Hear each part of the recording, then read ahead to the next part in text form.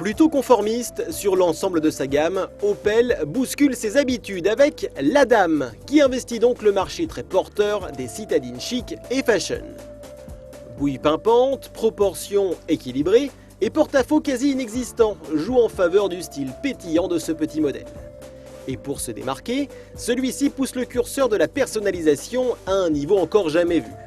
Le choix très vaste de couleurs, d'ambiances, de motifs décoratifs ou de jantes autorise ainsi pas moins d'1 million de combinaisons différentes.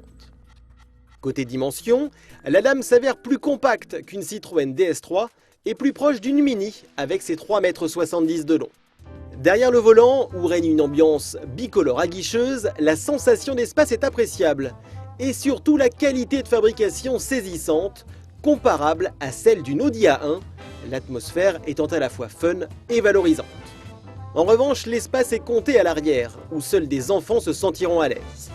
Le coffre a l'accès au perché sans tire guère mieux, avec un volume de 170 litres banquette en place, soit 15 de moins que celui d'une Fiat 500. Motorisation intermédiaire dans la gamme, dépourvu de diesel, le 1,4 litre de 87 chevaux avec start and stop devrait assurer le gros des ventes. Une mécanique vaillante est disponible à très bas régime, mais qui tend à s'essouffler rapidement sur route.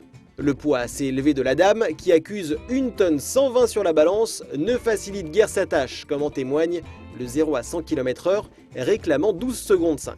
Pour sa part, la consommation est annoncée à 5 litres 1 au 100 km par Opel, mais solliciter un peu trop ce moteur fera grimper cette valeur d'environ 3 litres.